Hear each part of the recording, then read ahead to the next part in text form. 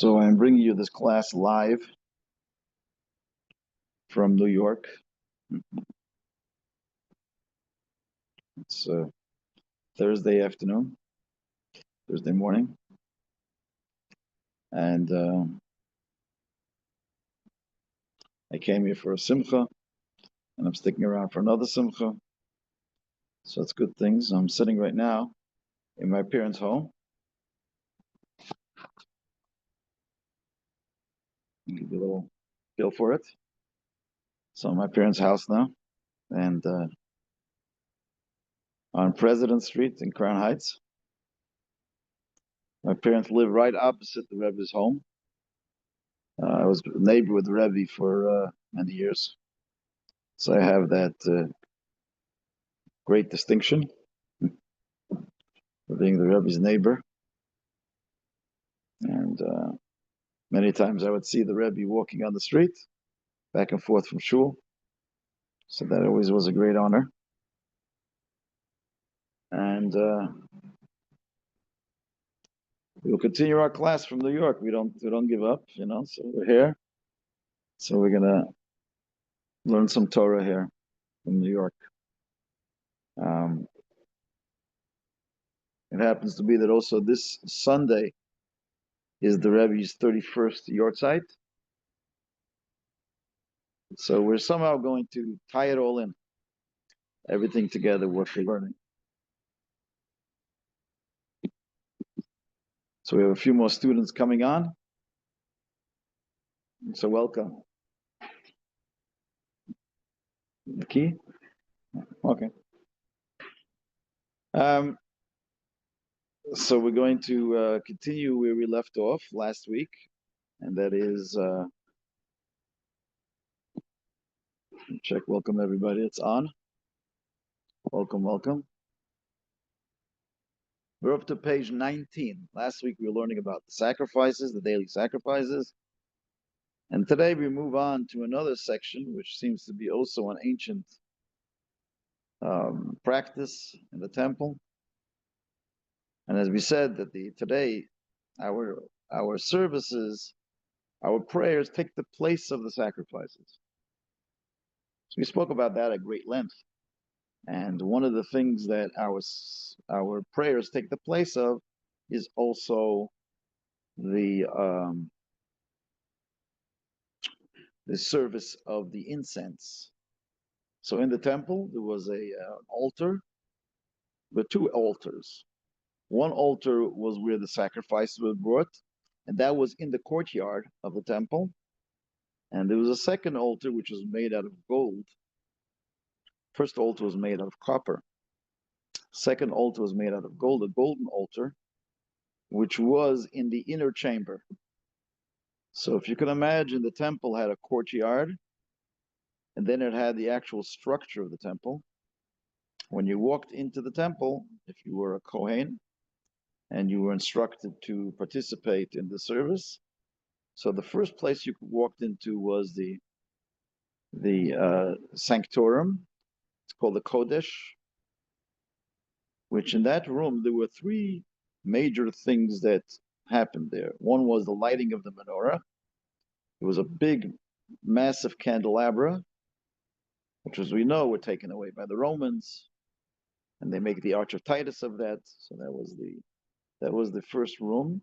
It had there was a menorah, a very large menorah, which the Kohen every day would the Kohen every day would clean the menorah when he came in the morning, because it was the candles were lit all night long. He would clean it out, all the candles from the leftover wicks and oil, and then they would relight it later on the day, and then the menorah would stay lit all night long in the temple. So there was always a light in that room, and they lit all. It was a 7-branch candelabra. There was the lighting of the menorah. That was the first activity that took place in that first room, the inner chamber, the inner sanctorum, and there was a third service that took place in that room, and that was the showbread. There was a table that had showbread on it, and that bread was placed Erev Shabbat, and it was kept a whole week on the table of the showbread. There were 12 chalot that were there, and they were like shelves for the breads, for the showbread, and every Friday they were handed out to the Kohanim, and they would eat it, take it home and eat it. That was the third object, the third vessel in the sectorum. So, but what is important for today's class is there was a golden altar in that room as well, and that golden altar was where the Kohen would place the incense. It was like it was an altar, and there was fire, there was coals, and they would place the incense on the ingredients of the incense on that fire, and it would generate a pleasant aroma in the room, which spread out to the entire room and beyond into the courtyard and the entire place of the holy temple. This was very significant. It was a very important service. It was known as the service of the Ketoret. The Ketoret, and that's what we read on page 19, and it was done daily, where they would prepare this. Now, there was a secret ingredients. The ingredients were known, but the way it was mixed, the way it was prepared, was a family secret. It was a special family that did it for many, many years, and it was something. When you smelled it, it was like, wow! It gave you a high. Right? Maybe this was before the hippies, whatever. It was some kind of incense that brought you to a higher spiritual level. And this was in the inner sanctorum. By the way, is the sanctum sanctorum. That's a kodesh kadashim. That was a chamber within the chamber. So if you went through this room with these three vessels, the menorah, the incense, and the altar, the incense, and the showbread, if you went in further into the deeper room, into the inner room, which was called kodesh kadashim, the holy of holies, the inner sanctorum, sanctum sanctorum, in Latin, whatever. The holy of holies. Holy of holies was where the Kohen Gadol only went once a year. He was allowed to go on which day? On the holiest day of the year, on Yom Kippur. He would go in, and he would go to the Kodesh Kadashim, the Holy of Holies. In the Holy of Holies, as we all know, was the Aron Kodesh, was the Ark of the Covenant that the Jews carried for 40 years in the wilderness, and then it was brought into the Mishkan, and for 300 years in different places, primarily in Shiloh, in Israel, and eventually it made its way to Jerusalem. King David brought the Ark of the Covenant to Jerusalem to be put into the new temple that ultimately was built by his son, King Solomon. And there's a whole beautiful section in the Tanakh about how King David rejoiced that he was dancing with the Torah as it finally arrived into Jerusalem. As we say, Ki mitzion tetzeh Torah, Dvar Hashem Yerushalayim, from Zion and from Jerusalem shall come forth the word of the Torah. So there's an important thing. So the inner sanctorum, the Holy of Holies, was there was one vessel there. What was it? It was the Ark of the Covenant. What was in the Ark of the Covenant? In the Ark of the Covenant was the tablets which Moses brought down from Mount Sinai, the complete tablets, which is the second tablets. There also were the broken tablets, parts of the broken tablets that Moses broke when he saw the Jews were sinning with the golden calf. That was also placed into this Ark of the Covenant. What else was there? God also said at some point that they should place a little bit of the manna, which came down, the miraculous food which came down from heaven. It should be placed in a little jar and placed inside there. And of course, what else was in the Ark of the Covenant? And the Ark of the Covenant was also the Torah, the first Torah scroll that was ever written. As when Moses, before he died, he instructed the Jews to write 13 Torah scrolls. Every tribe should take one of the Torah scrolls, 12 tribes of Israel. And the 13th Torah would be placed into the Ark of the Covenant. So that was the Torah that was written through Moshe, which was concluded at the end of the 40 years in the wilderness. That too was placed in the Ark of the Covenant. So now I gave you a little geography of the temple. You won't get lost if you ever got lost in the temple. Now you know what you're supposed to see. But what is significant to us is how important the service of the incense was.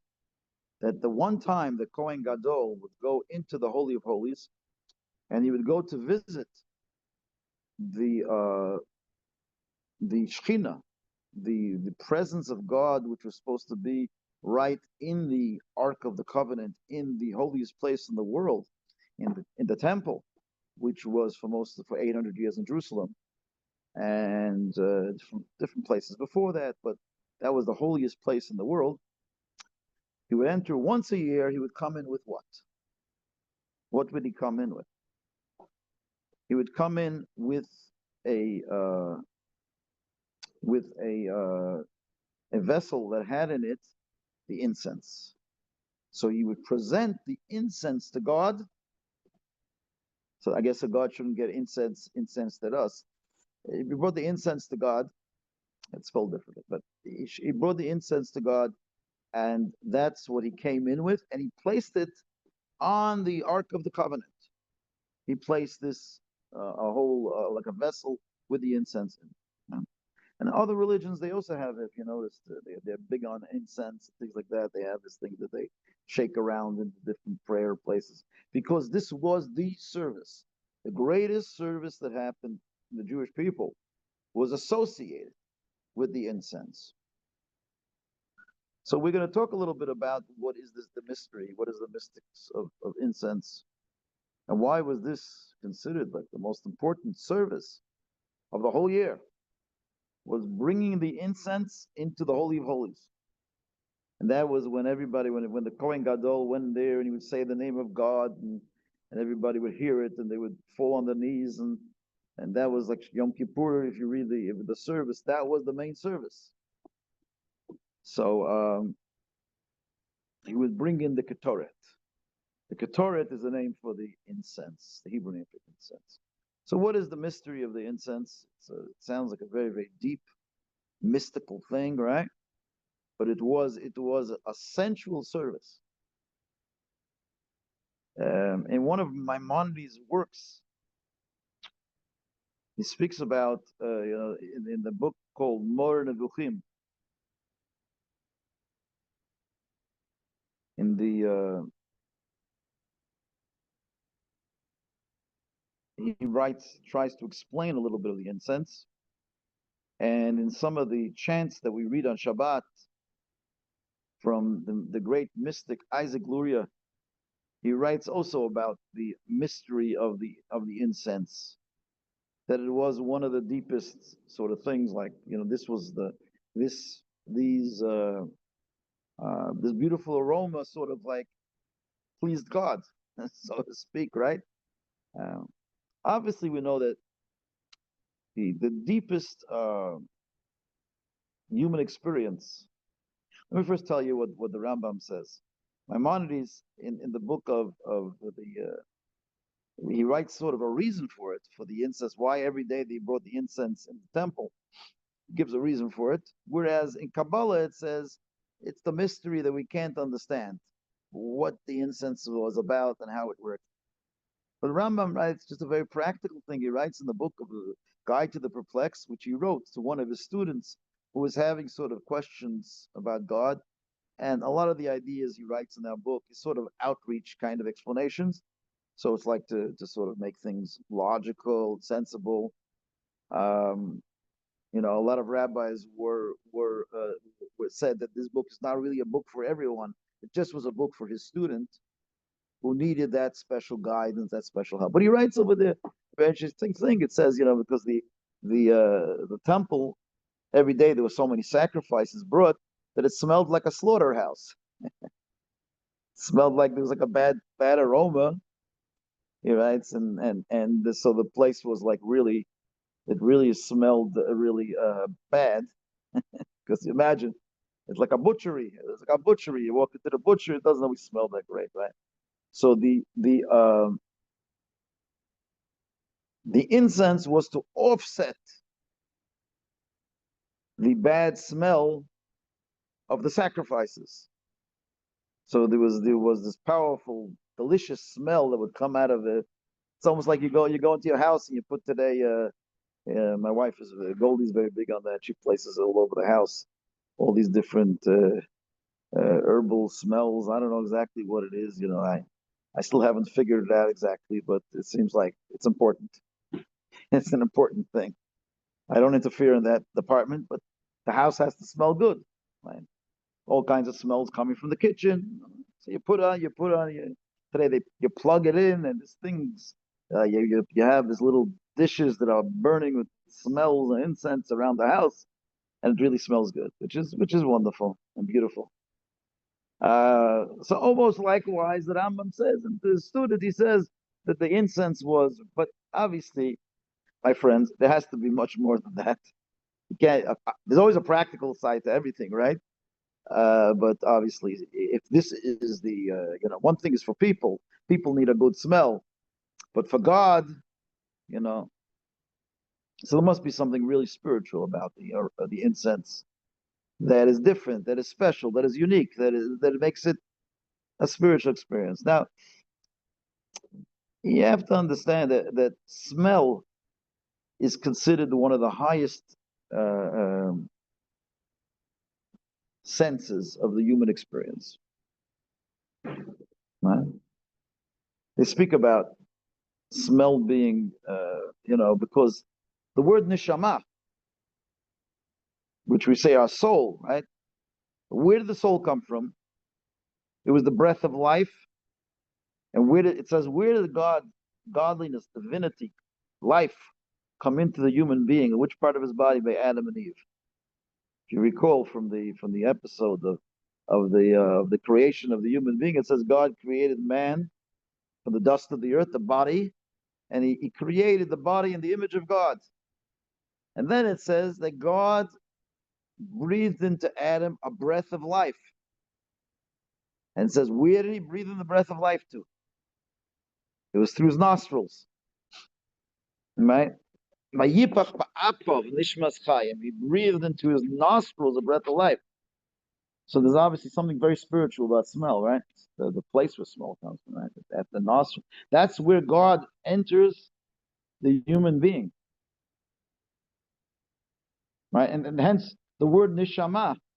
Neshama comes from the word nishima, which means breath, right? Breath of life, which was the God. It came in through his years ago in the old country in Europe, especially on Yom Kippur, where people weren't allowed to eat, but you're allowed to smell. So they used to have a thing called tabak, which was like I don't know, tabak is like it's like a smelling salt, some kind of that it's a snuff. It's called snuff in English. It's called a snuff box. I remember when I was a kid in the shul, there was some old men that had these little snuff. They gave it to you on Yom Kippur. You were like faint. You weren't eating. So they take this. They give you a little bit of this tabak, and you put it up your nose, and you sneeze for the rest of the day. But it was a nice. It had like a mint taste to it or something. I don't know what it was. It was like some kind of ammonia or something that was in it. I don't know what it was. It was very sharp, very strong, and it woke you up if you were having a hard time fasting. You were sneezing for the rest of the Yom Kippur if you put that stuff up your nose. We used to have a guy in our shul. He was known as the tabak man. He always had snuff. His hands were always brown. Always carried around some snuff in his hand. Always had, right? So I remember as a kid, years ago. Today they'd lock up these people for whatever reason, but in the olden days, and people got away with it. So there's an old man. Whatever, he was a tabak man. He always had a little bit snuff. So what he would do is he'd come over to you. I remember he came. I was a little kid. He came over to me and he said, he says, "What are you supposed to do with the tzitzit?" He showed me the tzitzit, right? So on on the edge of his talus, and I said, he's supposed to kiss the tzitzit, right? The kid, the tzitzit on the end of the talus, he's supposed to kiss it, right? So he says, "Oh, come here. Here's my tzitzit. Come and kiss it." So I'd go over and kiss it, and as I would kiss it, he'd take a little bit of snuff and stuff it up my nose. Some memories as a kid. You take the snuff while I was kissing the tip, you boom, you throw it on my nose. Oh, it was like this sharp smell of my nose. This was the tabak man, the snuff man. Today lock up these guys for child abuse, whatever. But it was his joke or whatever it was. I don't know exactly what it was, but that was what in the old country, whatever the old country. This was in Brooklyn. I don't know when I was a kid. This is one of my memories. It smells. So there was this smell that they gave you to smell in the shul. It was a snuff. The reason why I'm telling you this whole introduction about the snuff and the smell. Remember, I'm leading to the ketoret, the incense. So I think it was the Alter Rebbe. Someone once gave him a snuff box. In those days, it was a very nice gift. Was to give someone you had your snuff. In the olden days, people smoked cigarettes. They did this, that. Right? One of the things they had was a snuff box. And if you really were a wealthy person, you had a silver snuff box. Okay, so you had this silver box made with snuff in it, and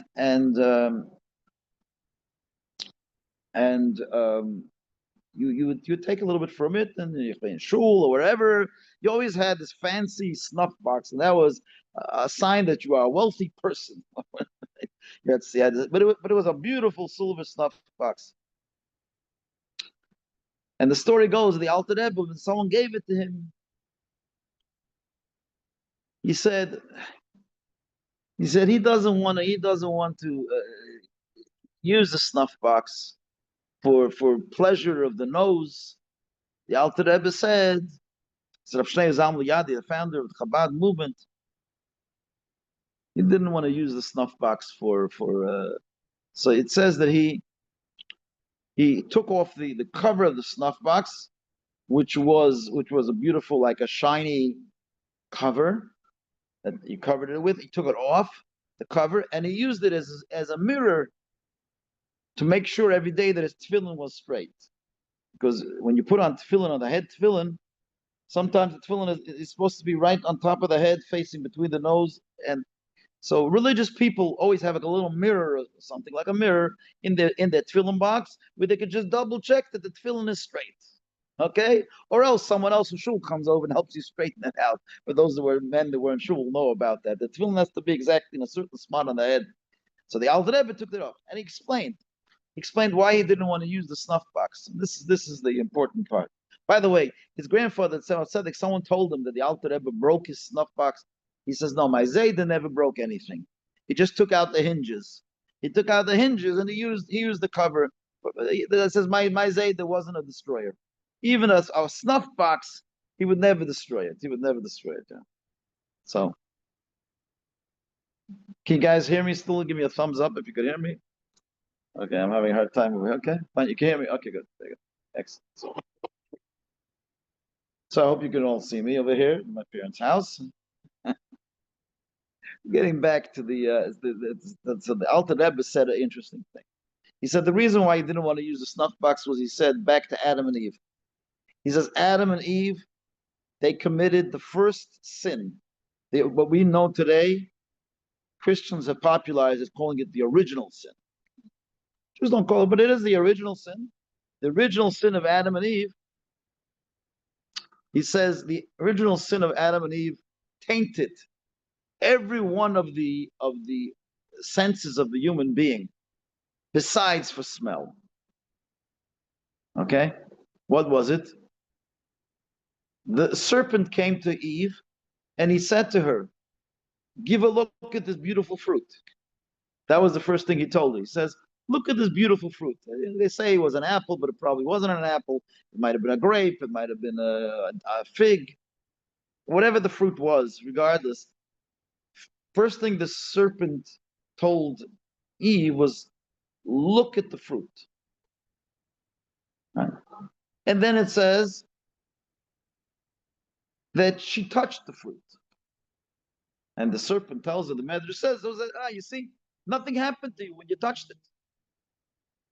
So you're good. If you can touch it, you're good. Right? So now they tainted, the serpent helped Eve to taint two of her senses. One was sight, and the other one was touch. Right? What else? She heard, right? The serpent spoke to her, right? And he so spoke to her, and he influenced her, he convinced her. So she tainted also the sense of hearing, right? So you have so far three of the five senses being corrupted and polluted in the original sin.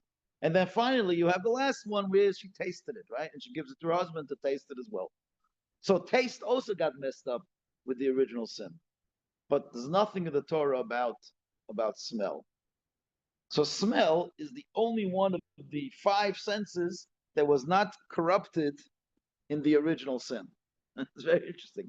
So the Alter Rebbe says, I don't want to make my smell party to smelling this tabak and enjoying the physical world with smelling, because it's the only one of the five senses, smell, that was not corrupted. I want to keep it pure. So this old man that stuffed that stuff up my nose, he corrupted it as well for me. but be as that may. So the fifth, so smell, which is neshama, which is the highest level, is considered as the Alter Rebbe explains, it's considered the only part of the human experience that was not corrupted by the original sin. It doesn't say anywhere he told her to smell the apple, or smell the grape or the fruit. No mention of that.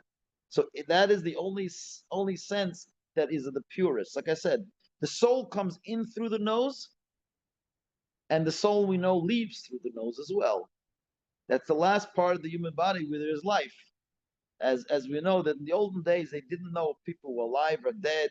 They didn't have like machines today that they can gauge whether a person is living or not. They need to check the heart and the pulse. In the olden days, when the Chevra Kadisha were called the holy group of people that came to check if somebody was dead or not, what they would do is they would have they take a piece of straw and place it by the nose, and if the straw moved, they knew the poor person was still alive. If there was no movement of the straw, they knew that the soul has left already. So the test for life at the end of life as well was always through which part of the body? Through the nose. Traditionally, that's how they tested where life was. So life enters the nose and leaves through the nose. So touche to the nose. Nose is very all right. So I'm going to just jump now to some of this. So I'm talking about the secrets of smell. So smell, like so I guess the women are onto something when in a house they want to make sure that there's a good smell, because a good smell really is like the incense. It's like that is the most spiritual of all the human experiences, is through smelling something or someone or incense. And that is what was presented by the Kohen Gadol, by the high priest to God, in the name of the Jewish people on the holiest day of the year. I want to tell you some more mystical secrets about it, and we're just going to go into Gimel Tammuz, and I'll talk a little bit more about next week. The incense had, if you give a look on page 19, you'll see it speaks about the ingredients, that there actually were 11 ingredients in the incense. And remember, I said it was a mystery of exactly the cooks, the chefs that put it together. This thing, nobody knew exactly how they did it, and it was a family that had Bambutinus or something. It was a family that Talmud brings that they had the recipe of the exact recipe. Although it seems like in the section, if you look over there, you'll see They divided in 365 parts for every day of the year, and they made it. When they made it enough that there should be enough for the full year. There were 368 parts that they made, because there's 365 for every day, and a few extra for Yom Kippur, where they had more incense they had to use for the service. But 11 is very important. And we'll talk a little bit more about next week why 11. You know, in Judaism, everything is 10. The 10 commandments, the 10 utterances, there's the 10 everything in Judaism. Everything is 10. The whole world is created with the 10 sfirot. Why is this suddenly the number 11 over here? 11. What's so it says that in the incense there was what was known as the 11th ingredient, which was galbanum, which was not a good smell on its own. It was like a foul smell on its own, but when they mixed it with the other 10 spices, it gave it a pungency that wouldn't be there otherwise. So this 11th ingredient was like the 11th Jew. You know, you have 10 Jews in a minyan, and then you have the 11th Jew that's not such a, the troublemaker, maybe. Not so good. A little bit pungency, a little bit like not such a good smell on their own, but when they become part of the Jewish people, when you join the community, even the ones that are the troublemakers, even the ones that are imperfect, they become part of Klal Yisrael, part of the Jewish people. And I'll talk a little bit more to that next week, but the reason why I'm mentioning it today, because today is a few days before Sunday is going to be the Rebbe's yard site. That's another reason why I'm still hanging out over here in New York. And besides, for my son Levi is having upsharing on Sunday morning, for my grandson Menachem Mendel, Mazel Tov, thank you. So on that day, on the Sunday, is the 31st yard site of Lubavitcher Rebbe. It's also 31 this year, but here's that May. The Rebbe was the Rebbe of the 11th Jew. You say something about the Rebbe, he was the one that found that 11th Jew and brought them into the community. What's the 11th Jew? The 11th Jew is the Jew that's a little bit out of the scene, that doesn't participate so much. He might even march in a Palestinian march or whatever. Who knows where this Jew is? This 11th Jew, right? They sometimes, get you embarrassed about their Jewishness. But the Rebbe was the one that was the leader of the Jewish people who said, no Jew is indispensable. Even the 11th Jew, who is a little bit of foul-smelling Jew, bring him into the Klal Yisrael, and then they become not just an important part, but they give the particular flavor to all of the Jewish people. You just don't ignore them, don't reject them, don't throw them out. Put them into the mix. And when you put them into the mix, you'll find that Jew will be your most important ingredient. So that's what it was. The 11th ingredient was on its own not so good. But when it was mixed with the Jews, and it was brought into the community, and when you cook them together with the rest of the Jewish people, so I would say that the Rebbe was the Rebbe of the 11th ingredient, of the 11th Jew. The Jew that's one extra for the minyan, They used to call like sometimes they used to call the 11th Jew the washroom Jew. Why the washroom Jew? Because when with 10 people by the minyan, nobody could go to the washroom because they have to stay for all the amens and everything. You need an 11th person of the minyan. So if somebody has to go to the washroom, you go, what's the 11th person is on the one hand, that's a very important part, right? What I mean to say is that the 11th ingredient is that Jew that we pull out of the it's the rejected Jew.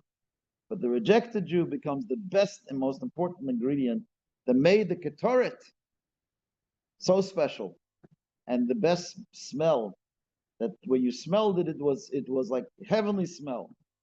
And that was brought to Hashem, was that mystery, the mystery of the 11 ingredients that was brought to Hashem on the day of Yom Kippur. Because on the day of Yom Kippur, that's the day that the essence of every single human being is brought home. And so that's why Yom Kippur, the Kohen Gadol, the holiest person, brought He didn't bring 10. He brought 11 to Hashem. And it was that special pungent smell of that was cherished.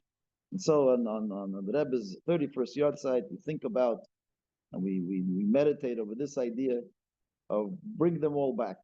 To be a Jew that all kinds of Jews out there, and it could be somebody that everybody else has said no hope for this one.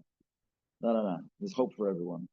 There's hope, and everyone is an important part of our community, and we have to bring them in, no matter what their color, their stripe, their background, their tendencies, their whatever. You can understand what I'm talking about. Even those that are out there and intermarried, and don't forget them all. Schlep them all back in, and bring them to Hashem and Shul on Yom Kippur with all the other 10 ingredients. And through the Rebbe's vision, and may his neshama have an aliyah, we should all be inspired by that vision. Should merit the coming Mashiach Tkeinim, may they remain. Amen. Okay, guys, have a great week. Shabbat Shalom. Shabbat Shalom, Mazel Tov. Oh, thank you so much. Thank you. Shabbat Shalom, Rabbi. Mazel Tov. Shabbat Shalom to everybody. Shabbat Shalom, everybody. Okay, see you. Thank you.